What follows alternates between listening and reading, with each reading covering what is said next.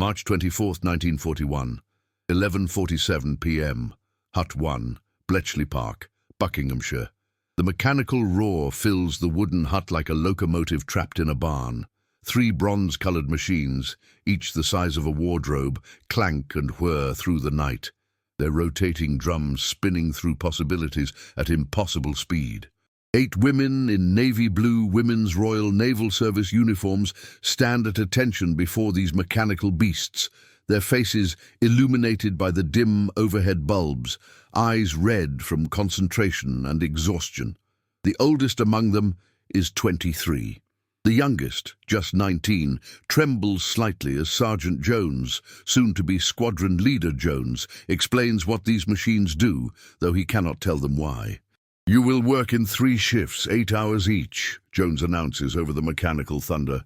"You will check the drums, you will log the stops, you will test the settings." He pauses, his voice dropping to something harder. "And you will never speak of what happens in this hut. Not to your families, not to your friends, not even to each other outside these walls." The machines are called bomb bays, though they have nothing to do with explosives. They are testing machines, logic machines, probability engines designed by a Cambridge mathematician named Alan Turing, who works just across the grounds in a larger hut marked with a simple 8. Tonight, these 3 bombs are searching through rotor configurations for the German Enigma cipher machine, testing thousands of possibilities per hour, seeking the single correct daily setting from among millions that are wrong. Each rotation of the drums eliminates impossibilities. Each electrical contact rules out false configurations. Mathematics as a weapon, statistics as artillery. One of the wrens, her name is Patricia, though decades later she will only be remembered as one of the first 8, watches the drums spin and realizes something profound. This is not traditional warfare. This is not bayonets or bombs. This is a new kind of battle, fought with rotors and relays, with probability and deduction. The Germans believe their Enigma machine is unbreakable, a mathematical fortress with more possible settings than atoms in the universe. They are wrong. And these clanking machines, these exhausted young women, this secret facility hidden behind the gates of a Victorian manor house, they are proving it, one decrypted message at a time. But tonight, March 24, 1941, represents something else. Tonight is the moment when code-breaking transforms from an intellectual exercise into an industrial operation. By war's end, there will not be 3 bombies, but 211. There will not be 8 operators, but nearly 3,000. The mathematics behind these machines will save hundreds of thousands of lives in the Atlantic, in North Africa, in the skies over Europe. And the techniques developed here, the Bayesian inference, the statistical testing, the systematic elimination of impossibilities, will echo through decades, eventually unlocking secrets not of German military communications, but of the human brain itself. The bomb bay labeled Agnes stops with a sharp mechanical click. Patricia moves forward, checks the drum positions, writes down the rotor settings. A possible solution. She hands the paper to Sergeant Jones, who walks it immediately to Hut 8. Within 30 minutes, they will know if this configuration unlocks today's German naval messages. If it does, British destroyers will know where the U-boats are hunting. Convoys will be rerouted, ships will not sink, sailors will not drown. You are witnessing the moment when mathematics became the most powerful weapon of the Second World War. The impossible machine. Enigma's mathematical fortress. To understand what Bletchley Park accomplished, you must first understand the enemy. The German Enigma machine sits on a desk like an innocent typewriter, a wooden case, a keyboard, a lampboard with letters that glow when electrical current flows through them. But inside this deceptively simple device lies one of the most sophisticated encryption systems ever deployed in warfare. 3 rotors, sometimes 4, each wired with 26 different pathways, spinning with each keystroke to change the cipher continuously. A plugboard at the front where 10 cables swap 20 letters before and after encryption. a reflector that sends the electrical signal back through the rotors in reverse, ensuring that the encryption is reciprocal, that the same settings that encrypt a message will also decrypt it. The mathematics are staggering. The plugboard alone, using 10 cables to swap 20 letters, offers over 150 trillion possible configurations. The 3 rotors, chosen from a set of 5 and arranged in any order, provide 60 possible combinations. Each rotor can start in any of 26 positions, yielding 576 initial settings. The ring settings, the positions of the internal wiring relative to the rotor labels, add another 676 possibilities. Multiply these numbers together: 150, 738, 274, 937, 1250 plugboard settings times 60 rotor arrangements times 17,576 starting positions times 676 The total exceeds 107 billion trillion possible configurations, written scientifically as 1.07x 1023. To put this in perspective, if 100,000 operators each tested one setting every second, working without rest, it would take twice the age of the universe to test every possibility. The Germans knew these numbers. They trusted them absolutely. German military doctrine treated Enigma traffic as if it was spoken aloud in a locked room, secure, unbreakable, beyond the reach of enemy intelligence. Radio operators typed messages directly into their Enigma machines using daily keys provided in code books. The encrypted gibberish was transmitted via Morse code. On the receiving end, another operator with an Enigma machine set to identical settings typed in the encrypted letters and read the plain text as it appeared on the lampboard. Every morning the settings changed. New rotor arrangements, new ring positions, new plugboard connections. Even if British cryptanalysts somehow broke yesterday's settings, today's messages would be encrypted with entirely different configurations. The daily key reset was the system's ultimate safeguard, a moving target that seemed impossible to track. But the Germans made assumptions. They assumed no one could test millions of settings fast enough to matter. They assumed the mathematics of probability could not be weaponized. They assumed that certainty, absolute, unbreakable certainty, was what mathematics offered. Alan Turing knew differently. He understood that mathematics did not just deal in certainties, but in probabilities, in likelihoods, in the gradual accumulation of evidence that turned maybe into almost certainly into yes. He understood that you did not need to test every possible Enigma setting if you could systematically eliminate the impossible ones. If you could design a machine that rejected wrong answers faster than humans could think. And he understood something else, something that would revolutionize not just code breaking, but the entire field of information theory. That encrypted messages were not random. They were German military communications, which meant they followed patterns. Orders contained predictable words: Wetter for weather, Eins for one, military ranks, ship names, grid coordinates. If you knew what patterns to look for, you could measure how likely a given rotor setting was to produce those patterns. You could calculate odds. You could apply Bayesian inference, a 200-year-old theorem about conditional probability, to the most modern cryptographic challenge humanity had ever faced. The Enigma machine offered 107 billion trillion settings. But Turing was about to prove that, with the right mathematics and the right machines, that number meant nothing at all.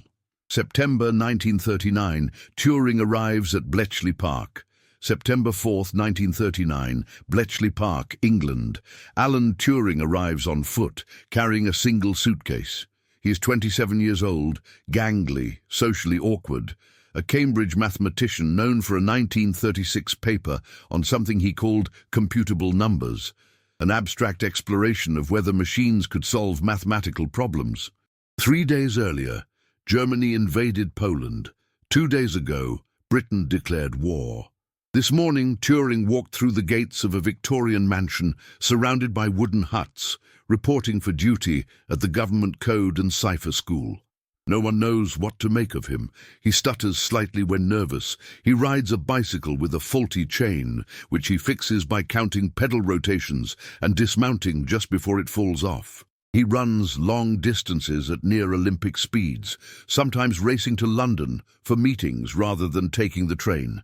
His colleagues will later describe him as brilliant, strange, relentlessly logical, and utterly unconcerned with social convention.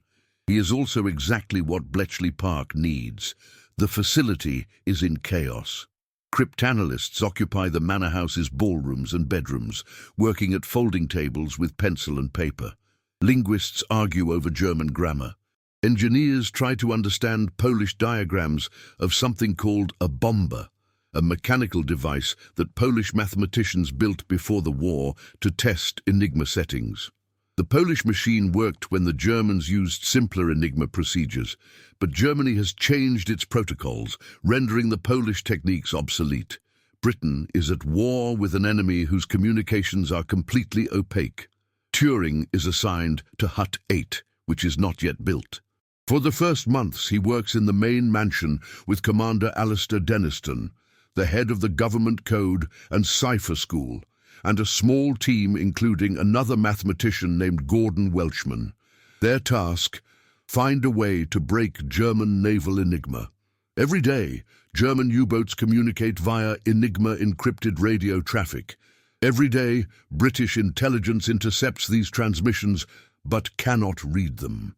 Every day, U-boats sink merchant ships in the Atlantic, drowning sailors and sending supplies to the ocean floor. Turing approaches the problem not as a code to crack, but as a search to optimize. Imagine, he reasons, that you have a crib, a piece of known or suspected plaintext, like a weather report or a standard greeting. If you have the ciphertext and a guess at part of the plaintext, you can test whether a particular Enigma setting could have produced that encryption. If the setting is correct, the crib aligns perfectly.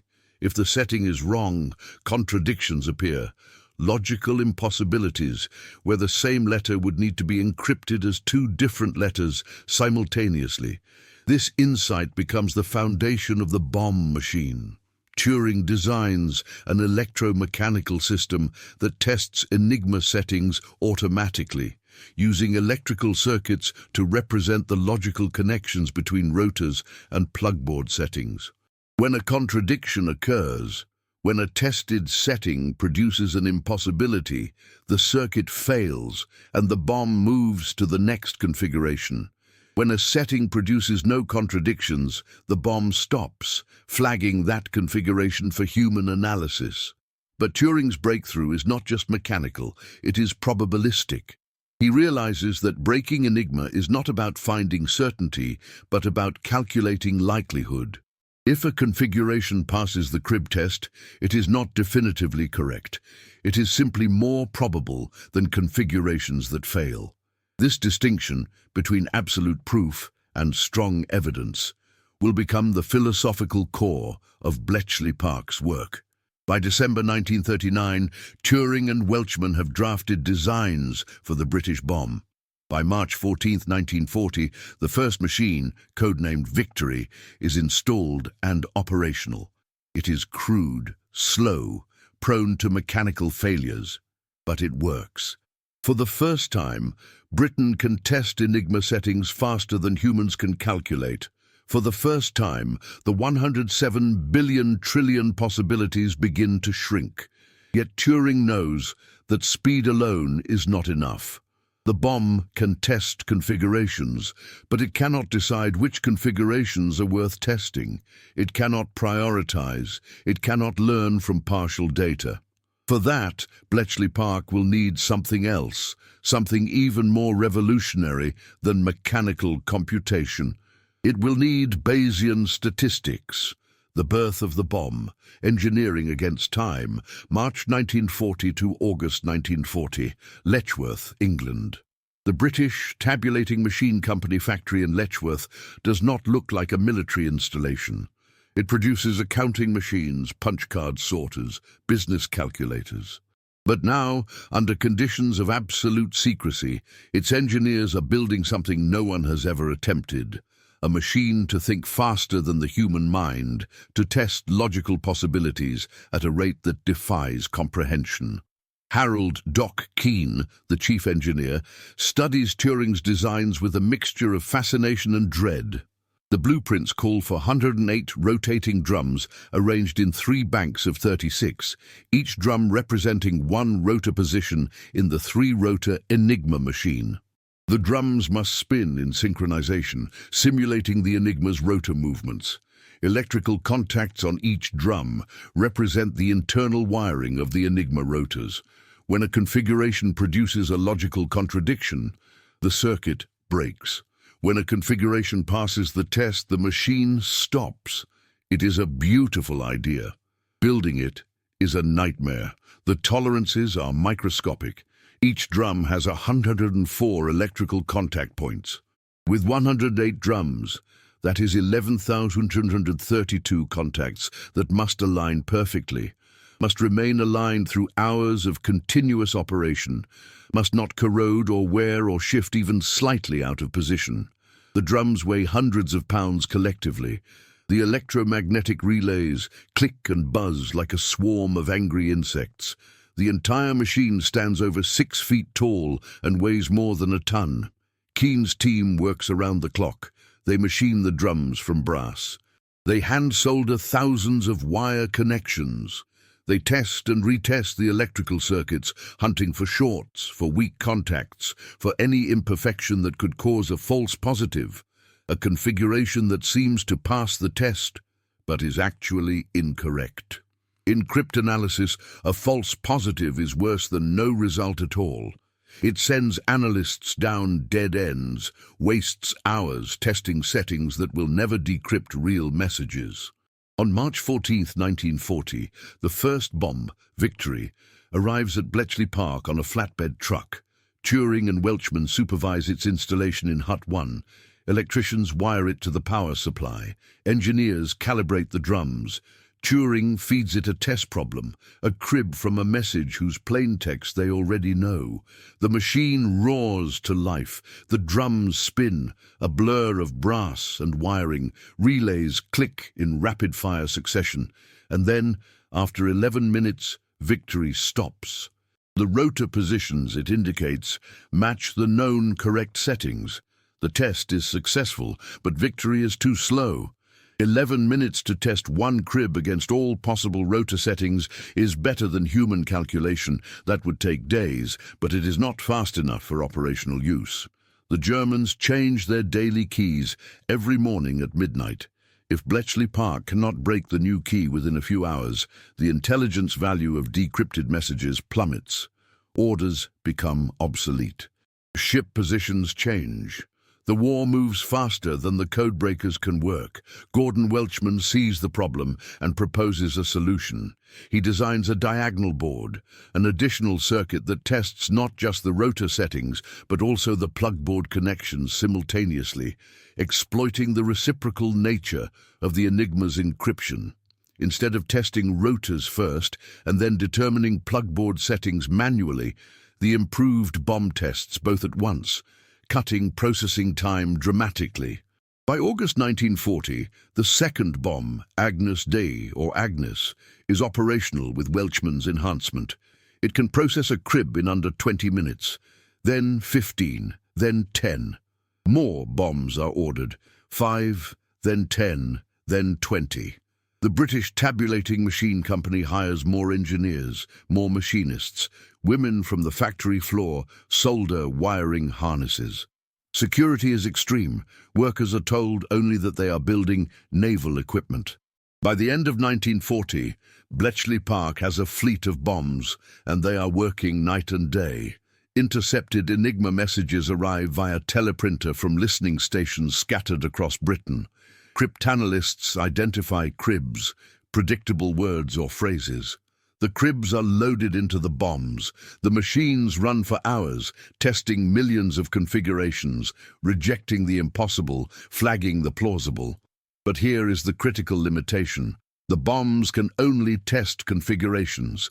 They cannot decide which messages to prioritize, which cribs are most likely to succeed, Which rotor arrangements are worth testing first? That requires human judgment, and human judgment under the pressure of war is prone to error, to bias, to desperation. What Bletchley Park needs is a mathematical framework for measuring uncertainty, for quantifying the strength of partial evidence, for turning hunches into probabilities. They need a way to teach human analysts how to think like the machines, logically, systematically, without emotional interference. They need Bayes' theorem, and in 1941 they are about to get it. Bayes enters the war, the statistical revolution, 1941. Hut 8, Bletchley Park. Alan Turing sits at a desk covered in papers, smoking a pipe, staring at equations. The bombs are running constantly now, but there is a problem. They produce too many results. A single bomb run might stop 50 times, each stop representing a rotor configuration that passed the crib test. Analysts must then manually check each stop, testing the configuration against the actual message, determining which one is correct. This takes hours the war does not provide. Turing realizes that the issue is not mechanical, but epistemological. The bombs are testing logical consistency, whether a configuration is possible, but not probability, whether a configuration is likely. What he needs is a mathematical way to rank the stops, to assign each one a score representing how likely it is to be the correct daily key. He turns to a theorem published in 1763 by an English minister named Thomas Bayes. Bayes' theorem describes how to update beliefs in light of new evidence.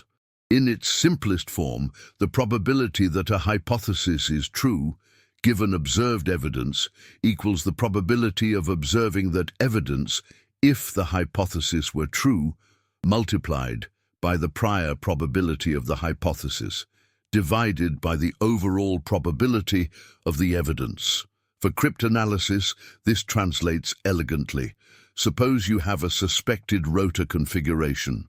The hypothesis is that this configuration is the correct daily key.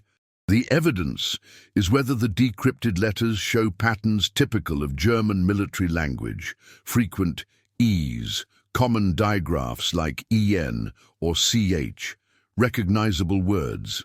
Bayes' theorem lets you calculate, given that this configuration produces these letter patterns, how likely is it to be correct? Turing begins teaching Hut 8 analysts to think in terms of Bayes factors, ratios that quantify how much a piece of evidence increases or decreases the likelihood of a hypothesis. If a decrypted message contains the letter E at a frequency close to standard German text, the Bayes factor is greater than 1, favoring that configuration. If the letter frequencies are random or non-linguistic, the Bayes factor is less than 1, disfavoring it. The method is revolutionary. Instead of testing configurations in arbitrary order, analysts can now prioritize based on accumulated evidence. If one configuration has a Bayes factor of 50, meaning it is 50 times more likely to be correct than an average random setting, it gets tested first. If another has a Bayes factor of 0.1, it gets deprioritized. The bombs still do the mechanical work, but the human analysts now have a rigorous framework for interpreting the results. But Turing is not working alone. In 1941, a young mathematician named Irving John Good, known universally as Jack Good, joins Hut 8. Good is 24. A statistician trained at Cambridge, fluent in probability theory and combinatorics. He immediately grasps what Turing is attempting and begins formalizing it into a complete statistical system. Good develops what he calls the weight of evidence, a logarithmic measure of how much a piece of data supports one hypothesis over another. If the weight of evidence is positive, the hypothesis is supported. If negative, it is contradicted. If 0, the evidence is neutral. By summing the weights of evidence from multiple sources, letter frequencies, digraphs, known cribs, rotor stop patterns, analysts can compute an overall score for each configuration. This becomes the operational standard at Bletchley Park. Every intercepted message is analyzed for statistical signatures. Every crib is evaluated for its Bayesian strength. Every bomb stop is ranked by its cumulative weight of evidence. Cryptanalysis transforms from an art into a science, systematic, quantifiable, teachable. The impact is immediate. Break times for daily keys drop from hours to minutes. More Enigma networks are penetrated, not just naval, but Army, Air Force, even SS communications. Intelligence flows into British command faster than the Germans can react. And the methods spread. American cryptanalysts at Arlington Hall adopt Bayesian techniques for Japanese ciphers. Australian codebreakers use weight of evidence scoring for Italian naval codes. Jack Good will later reflect, "All our data analysis was completely Bayesian, and that was a direct inheritance from Alan Turing." It is a quiet statement, delivered decades after the war, but it captures something profound. Bletchley Park did not just break codes. It invented modern statistical inference, proving that Bayesian methods, once dismissed as abstract philosophy, could solve real-world problems under the most extreme pressure imaginable. The mathematics of uncertainty had become a weapon, and the weapon was winning the war. The human machines, WRNS, and the night operations 1942, Hut 11, Bletchley Park, 3:17 a.m. The noise is unbearable. 30 bombs operate simultaneously in the long wooden hut, their drums spinning at hundreds of rotations per minute, relays clicking like machine gun fire, the air thick with the smell of machine oil and electrical ozone. The Women's Royal Naval Service operators, WRNS as they are called, move between the machines in their Navy uniforms, checking drum alignments, logging stops, replacing blown fuses. They work 8-hour shifts in rotating cycles, 1 week on the morning shift, 8 a.m. to 4 p.m., 1 week on the afternoon shift, 4 p.m. to midnight, 1 week on the night shift, midnight to 8 a.m., then a 4th week on split shifts, 16 hours on, 8 hours off, that leaves them hallucinating from exhaustion. The only respite, 1 week of leave every 3 months. The work is grueling. Each bomb processes 1 crib at a time. When the machine stops, the operator must immediately record the rotor positions, the drum settings, the plug board indicators. She writes the data on a slip of paper and hands it to a runner, who carries it to Hut 8 for analysis. If the setting is correct, the runner returns within minutes with a new crib to test. If the setting is wrong, the bomb is restarted and the search continues. The WRNS are not told what the machines do. They are not told that each stop represents a possible breakthrough in German communications. They are not told that their work is sinking U-boats, saving convoys, redirecting bombers. They are told only to operate the machines, to maintain them, to never speak of them. Security is absolute. A 1942 memo circulates among Bletchley staff. Do not talk at meals, do not talk in the transport. Do not talk travelling, do not talk in the billet, do not talk by your own fireside. Be careful even in your hut. WRNS sign the Official Secrets Act before beginning work and are warned that any breach will result in immediate court-martial. They live in requisitioned manor houses. Woburn Abbey, Wavendon House, Crawley Grange, buildings designed for aristocratic comfort, but now crammed with bunk beds and blackout curtains. One WRN, Cynthia Legger, recalls falling down a stone staircase at Woburn Abbey in the dark and waking up in the hospital with no memory of how she got there. Another, Ruth Bourne, remembers the bomb rooms as dingy, dusty and dirty, the air stale, the lighting poor, the heat from the machines making summer shifts unbearable, yet they persist. By 1943, there are over 1,600 WRNs operating bombs at Bletchley Park and its outstations. By 1945, nearly 3,000. They are teenagers, most of them. Girls pulled from typing pools, from shops, from farms, vetted for trustworthiness and assigned to Special Duties X, or told to report to the mysterious HMS Pembroke 5. which is not a ship but a cover name for Bletchley Park's naval section. They become the beating heart of the operation. The mathematicians design the methods, the engineers build the machines. But the WRNS run them, night after night, testing millions of configurations, rejecting impossibilities, flagging probabilities. In January 1945, at the peak of operations, nearly 10,000 people work at Bletchley Park and its satellite stations. 3/4 of them are women. Historian Dr. David Kenyon later observes, people get this idea that the story is about small numbers of Cambridge boffins. It's not. It's about large numbers of ordinary people doing quite mundane things, very diligently for the greater good, not knowing until a long time after how important it actually was. The WRNS will not learn what they accomplished until decades later, after the Official Secrets Act is lifted, after books are published, after Bletchley Park becomes a museum. By then, many will have spent 50 years believing their war service was insignificant, believing they were just operators of mysterious machines, doing clerical work while men fought the real battles. They were wrong. They were the real battle. And they were winning it, one rotor setting at a time. May 1941, the U-110 capture and Atlantic crisis. May 9th, 1941, mid-Atlantic. 60-degree rear on N30W Gu-58W. The German submarine U-110 surfaces under fire. British destroyer HMS Bulldog has been hunting it for hours, dropping depth charges that crack the pressure hull and force Commander Fritz Julius Lemp to blow ballast and surface. Lemp orders abandon ship, believing the submarine is sinking and that Bulldog is preparing to ram. His crew scrambles onto the deck, leaping into the freezing Atlantic water as machine gun fire from the destroyers whistles overhead, but U-110 does not sink. And in the chaos, the radio room crew forgets, or has no time, to destroy the code materials. A boarding party from HMS Bulldog climbs onto the submarine's deck, expecting it to plunge at any moment. Lieutenant David Baum leads the team down the conning tower into the flooded interior. The control room is abandoned, water ankle-deep, emergency lights flickering.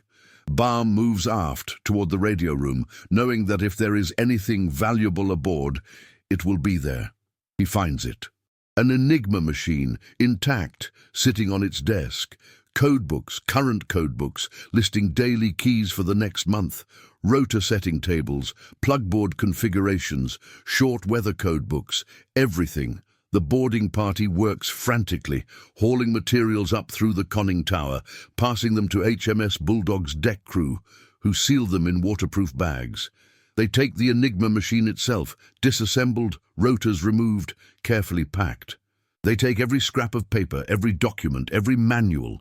And then, as U-110 finally begins to settle deeper into the water, they retreat, and the submarine slips beneath the surface.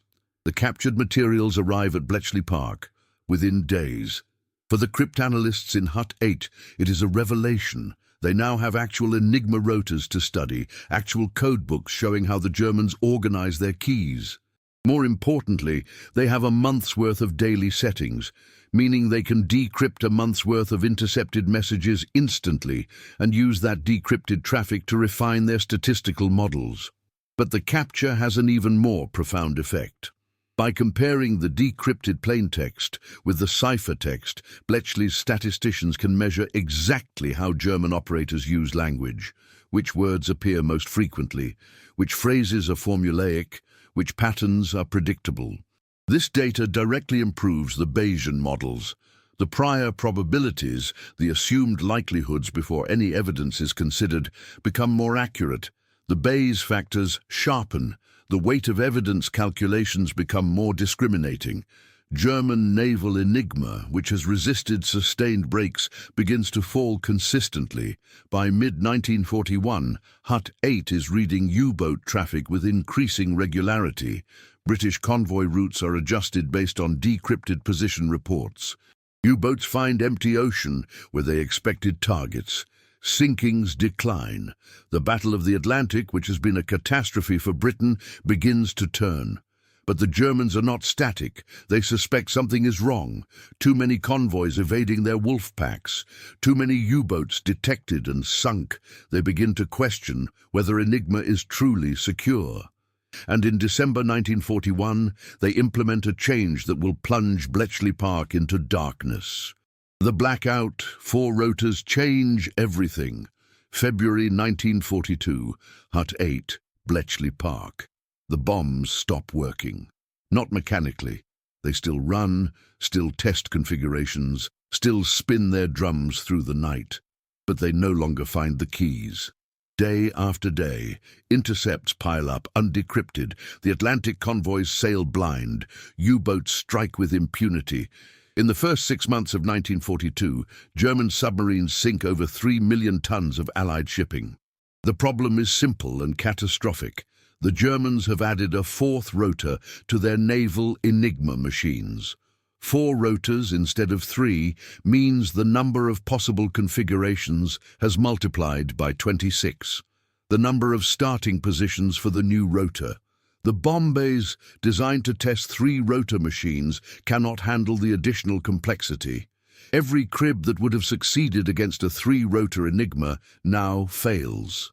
The entire Bayesian framework, painstakingly built over 2 years, is suddenly obsolete. Bletchley Park descends into crisis mode. Hut 8 works around the clock, trying to determine the wiring of the new 4th rotor. Engineers design modified bombs with additional drum banks. Mathematicians recalculate the Bayesian priors for the expanded key space. WRNS operate the machines on extended shifts, testing experimental configurations that produce nothing but failures. Alan Turing proposes a radical approach. If they cannot break the 4-rotor Enigma directly, they must find messages encrypted with both the old 3-rotor system and the new 4-rotor system, messages sent during the transition period, or messages sent by operators who made errors. Such messages would provide a crib pair, allowing cryptanalysts to deduce the 4th rotor's wiring by comparing 3-rotor and 4-rotor encryptions of the same plaintext. They get lucky. In December 1941, a U-boat operator, still unfamiliar with the 4-rotor machine, sends the same message twice, once using the 3-rotor setting and once using the 4-rotor setting. Bletchley intercepts both transmissions. The 3-rotor version is quickly broken using standard methods. The 4-rotor version, now with a known plaintext, reveals the wiring of the 4th rotor. By late 1942, new 4-rotor bombs are operational. They are larger, heavier, more complex. Each machine now has 144 drums instead of 108. The processing time for each crib doubles. But they work. German naval Enigma traffic begins to decrypt again. The Atlantic becomes readable once more. Yet the blackout period, the months when Bletchley could not read U-boat communications, has demonstrated something critical. The war is now a race between cryptanalysis and counter-cryptanalysis, between mathematical innovation and cryptographic evolution. The Germans continue to modify Enigma, adding new rotors to the selection pool, changing procedures, implementing random plugboard settings. Bletchley Park must constantly adapt, constantly refine its methods, constantly push the boundaries of statistical inference and mechanical computation. Jack Good, working alongside Turing, develops increasingly sophisticated Bayesian techniques. He creates tables of sequential weights of evidence, allowing analysts to update their probability estimates as new data arrives, as each bomber stop is tested, as each decrypted word is confirmed. The methods become so refined that by 1943, Hut 8 can often predict the daily key's most likely rotor arrangement before running a single bomb, simply by analyzing recent patterns in German procedures. This is Bayesian inference at its most powerful, not waiting for certainty, but acting on probability, not seeking absolute proof, but accumulating evidence until the likelihood of error becomes negligible. It is a philosophy of knowledge that will, decades later, underpin artificial intelligence, machine learning, and computational neuroscience. But in 1942, it is simply the method that keeps the Atlantic sea lanes open, that prevents Britain from starving, that allows the war to continue. Section 9, Jack Good and the Weight of Evidence, 1943, Hut 8, Bletchley Park.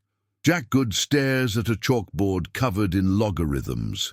He is developing a unified theory of cryptanalytic evidence, a mathematical framework that can quantify exactly how much any piece of information increases or decreases the probability of a hypothesis. It is abstract work, deeply theoretical, but it has immediate practical consequences. Every equation on this chalkboard will be used tonight by Bombay operators testing Enigma settings. Good's breakthrough is the formalization of weight of evidence as a logarithmic measure. In traditional probability, you multiply likelihoods.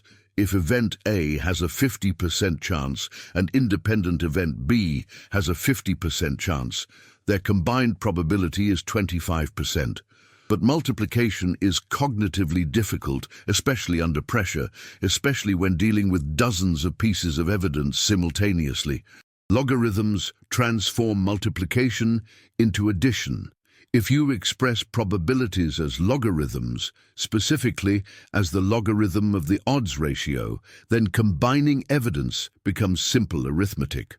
A positive weight of evidence supports the hypothesis. A negative weight contradicts it. Zero weight means the evidence is irrelevant.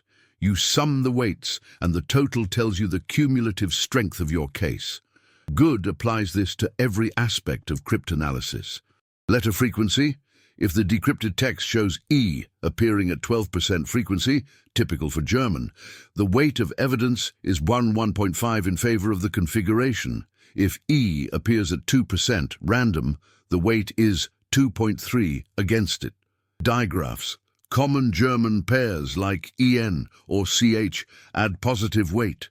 Impossible pairs like QX add negative weight. Known cribs. If a suspected word appears in the decrypted text at the expected position, massive positive weight. If it does not appear, strong negative weight. Analysts are trained to calculate weights in their heads, to update their estimates as each new piece of data arrives. It becomes second nature, a cryptanalytic reflex. A bomb stops. The operator records the rotor settings. An analyst decrypts a few letters, calculates the weight of evidence from the letter frequencies, decides whether to continue testing this configuration or move to the next one. The entire process, from Bombay stop to decision, takes less than a minute. This is machine-assisted intuition. The Bombay provides the raw possibilities. The Bayesian framework provides the decision logic. The human analyst provides the contextual knowledge, the awareness that this message is probably a weather report, or that this time of day usually carries convoy orders, or that this particular U-boat commander tends to use formal language. Together, they form a hybrid intelligence system, human and machine, probability and logic, mathematics and experience. Good's work will have consequences far beyond Bletchley Park. After the war, he becomes a professor of statistics and a foundational figure in Bayesian inference. His weight of evidence framework will be adopted by scientists studying everything from medical diagnostics to forensic analysis.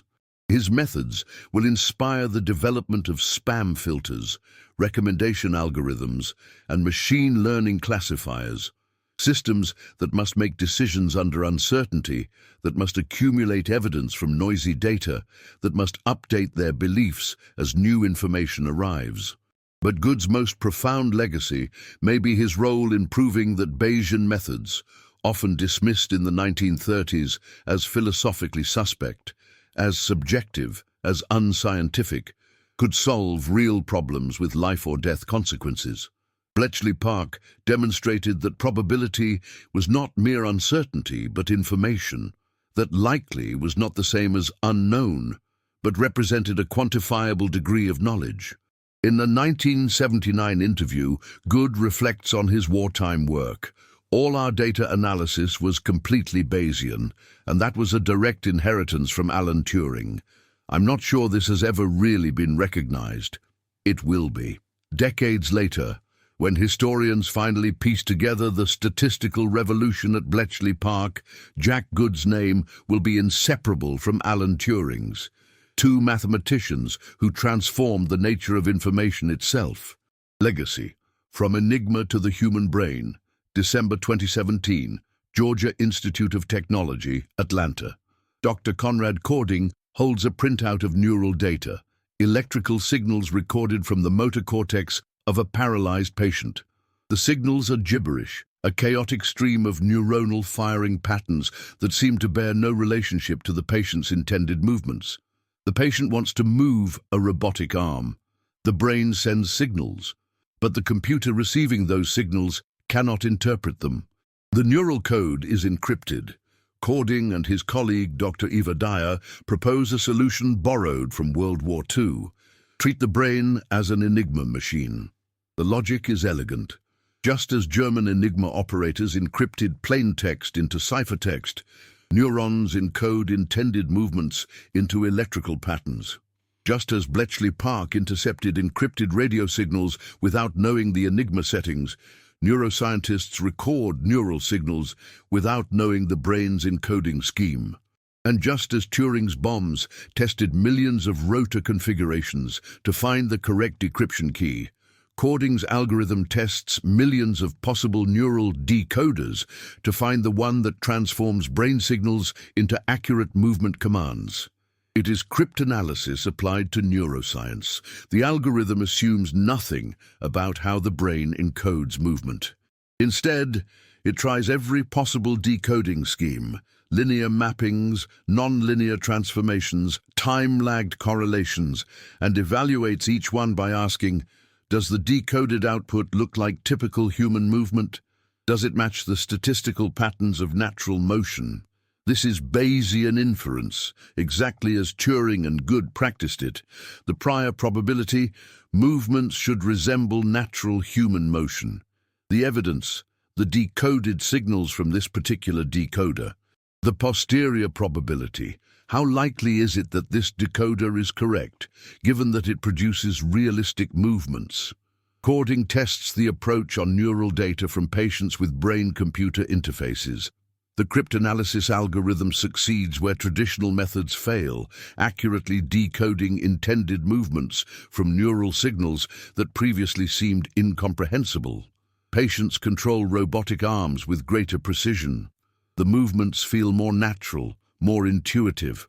It is, Cording notes, a proof of concept that cryptanalysis can work in the context of neural activity, but the implications extend beyond brain-computer interfaces. If the brain is an encoder and neural signals are encrypted information, then neuroscience is fundamentally a code-breaking discipline. Understanding perception, memory, cognition, all of it requires deciphering the codes that neurons use to represent information. And the methods for doing so already exist, developed under wartime pressure at a Victorian mansion in Buckinghamshire. Alan Turing understood this connection. In 1950, he published Computing Machinery and Intelligence, proposing that machines could think, that intelligence was not mystical, but computational, a matter of information processing.